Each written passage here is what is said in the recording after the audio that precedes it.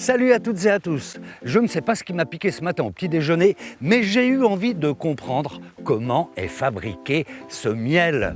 D'où il vient, quel est le travail de l'abeille et celui de l'apiculteur, pourquoi parle-t-on de différentes origines florales, et puis d'abord, est-ce un vrai miel? Eh bien, pour répondre à toutes ces questions, on va aller rencontrer Claude. Il est apiculteur, il fait partie d'une coopérative française qui s'appelle les Compagnons du Miel.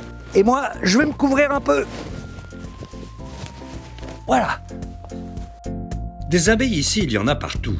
Certaines sont occupées dans la ruche et d'autres, les butineuses, ont l'importante responsabilité de nourrir et de ravitailler la colonie. Pour cela, elles s'aventurent hors de la ruche à la recherche de fleurs. Elles vont en aspirer le nectar, ce précieux liquide sucré produit par les fleurs dites nectarifères et à partir duquel les abeilles produisent la grande majorité des miels.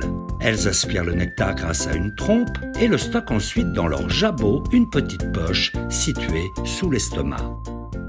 Bon alors Claude, explique-moi, une fois que l'abeille rentre avec le nectar notamment dans la ruche, comment est fabriqué le miel? Eh bien, la réponse, c'est effectivement à l'intérieur. On ouvre? On ouvre. Bonjour mesdames, comment allez-vous? Magnifique. Et donc les butineuses qui sont passées donc par le bas de la ruche ont traversé toute la ruche pour venir déposer leurs gouttes de nectar dans les alvéoles des rayons du haut. On peut voir? On peut voir. Voilà. Donc on voit les abeilles qui travaillent. Les congénères continuent le travail, donc elles reprennent la goutte, elles le prédigèrent, elles le reprennent dans leur jabot, elles le recrachent dans l'alvéole et ventilent et elles organisent une ventilation à l'intérieur de toute la ruche. Et elles font avec leurs ailes, on les voit surtout à l'entrée de la ruche, c'est-à-dire qu'elles prennent de l'air de l'extérieur, qu'elles font circuler à l'intérieur et ressortir, ainsi de suite. Ça permet d'enlever l'humidité du miel? L'humidité, exactement. Et lorsqu'il reste peu d'eau, qu'est-ce qui se passe? Elles referment, donc elles produisent encore un petit peu de cire pour fermer l'alvéole. Alors dis-moi, on peut acheter du miel d'acacia par exemple, de châtaignier, de bien d'autres plantes ou bien d'autres fleurs.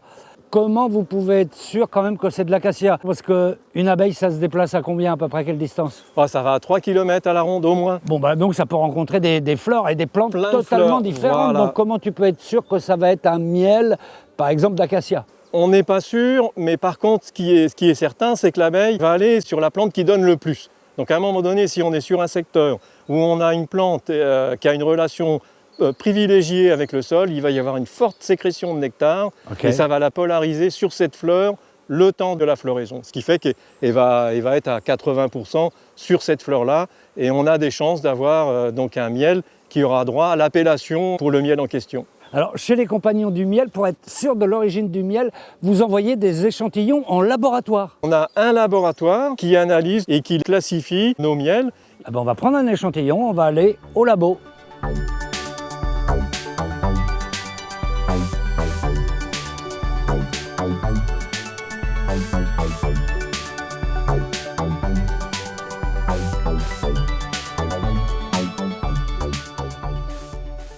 Bon et bien voilà, maintenant nous sommes dans le Jura, à Port-l'Aîné exactement, où se situe la coopérative Les Compagnons du Miel.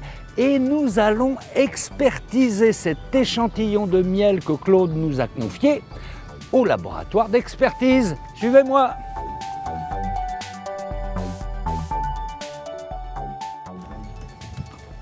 Bonjour Claudine. Bonjour Fred. Voilà, je vous amène l'échantillon. Alors, vous recevez les échantillons comme ça de la part de tous les Compagnons du Miel? De tous les apiculteurs de la coopérative, en effet, oui. Systématiquement? Systématiquement, oui. Un échantillon représente un fût de miel. D'accord. Alors, qu'est-ce que vous allez analyser exactement? Eh bien, on va regarder, on va vérifier l'appellation du miel, sa qualité, sa conformité. D'accord. On passe aux travaux pratiques? On passe aux travaux pratiques. Allez, on y va.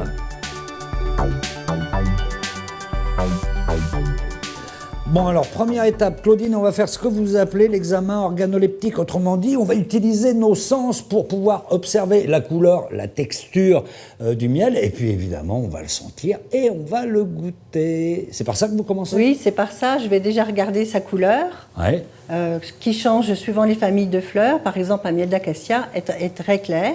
Ça, c'est du miel d'acacia. Voilà, mais par contre, si je le trouve ou je le vois comme ça, pour moi, il est à peine trop foncé, ça sera plus du miel d'acacia. D'accord, mais déjà, en regardant le miel, vous avez une idée de son origine? Oui, j'ai une idée, c'est ce qui va après m'aider à constituer les analyses complémentaires. Bah tiens, voilà l'échantillon de Claude. Vous allez le sentir, le goûter aussi si vous voulez, vous allez me dire ce que c'est. Normalement, il a une forte odeur végétale. Bon, il est déjà cristallisé et je pense qu'en goûtant, ça va me donner d'autres indications. C'est probablement un miel de colza, d'après sa texture, sa couleur, son odeur. Et oui, la couleur, le goût et la texture sont différents pour chaque miel. Cela dépend des fleurs que les abeilles butinent. Pour comprendre ce qui modifie la texture, par exemple, intéressons-nous au nectar. Le nectar contient naturellement de l'eau et des sucres, principalement du glucose et du fructose, mais les proportions sont différentes selon les fleurs. Dans la ruche, la texture des miels est liquide, mais ils vont tous finir par durcir avec le temps. On dit qu'ils cristallisent, c'est un phénomène naturel. Mais plus un miel est riche en fructose, plus il restera liquide longtemps, comme par exemple le miel de châtaignier. Et plus il est riche en glucose, plus il durcira vite, comme par exemple le miel de colza ou le miel de printemps. Quant au miel à la texture crémeuse, ils sont obtenus grâce à une technique spécifique de brassage. Pour aller plus loin et préciser l'origine du miel, d'autres analyses sont nécessaires.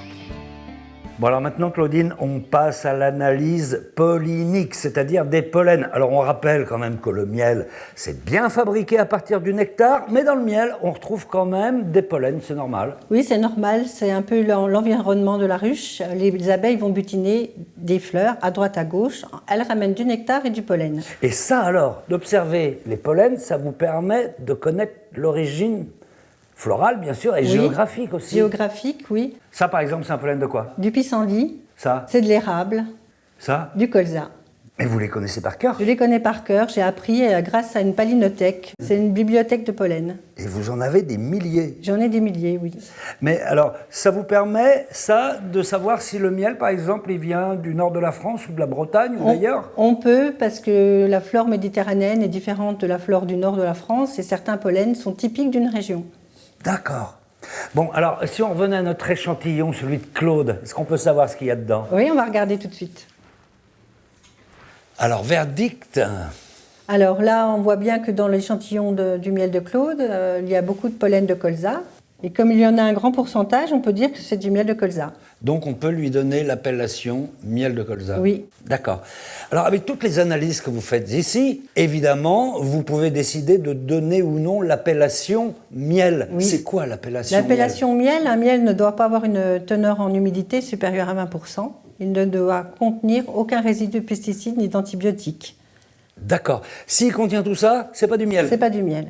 D'accord. Alors on dit aussi qu'on peut parfois trouver en rayon du miel mélangé avec du sucre, c'est possible. Ça s'appelle comment d'ailleurs? Ça s'appelle l'adultération. On voit sur internet des tests qu'on peut faire où on met du miel dans de l'eau et on voit s'il se dissout ou s'il tombe au fond. Ces tests, ils sont valables ou pas? Non, c'est pas valable du tout. Un miel a une viscosité différente suivant sa température et sa teneur en eau. Donc il est plus ou moins soluble dans l'eau. Ça veut rien dire donc? Ça veut rien dire. D'accord. Donc si je veux être sûr d'acheter du vrai miel, en fait la meilleure solution, c'est que je vienne vous voir vous. Voilà, c'est ça. Très bien. Précisons bien une chose, qu'il soit bio ou conventionnel, un vrai miel ne doit pas contenir de pesticides ni d'antibiotiques. L'appellation bio d'un miel dépend en fait de la pratique apicole, c'est-à-dire des conditions de production et de récolte. Par exemple, le placement du rucher dans des zones préservées, des ruches en matériaux naturels, ou encore l'utilisation de produits validés par l'apiculture biologique pour le soin des abeilles. Bon alors Claudine, tous les contrôles, toutes les analyses qu'on vient de voir, en réalité, ne sont pas obligatoires. Pourquoi vous les faites? C'est important pour la coopérative d'avoir une démarche de qualité et de traçabilité du produit. C'est important pour nous autres, consommateurs aussi. Pour être certain de l'appellation du miel que l'on achète, oui, en effet. Au moins, je suis sûr que c'est de l'acacia que je vais acheter et pas autre chose. Voilà, oui. Les analyses permettent de déterminer. Et ça aide aussi les apiculteurs à travailler, ils aiment bien cette approche scientifique. Ça les aide aussi à s'assurer qu'ils vendent bien le bon produit avec la bonne appellation et ça leur permet aussi de déplacer leur ruche s'ils veulent avoir un autre produit. D'accord. Merci beaucoup. Merci Claudine. Fred. À bientôt. Au revoir.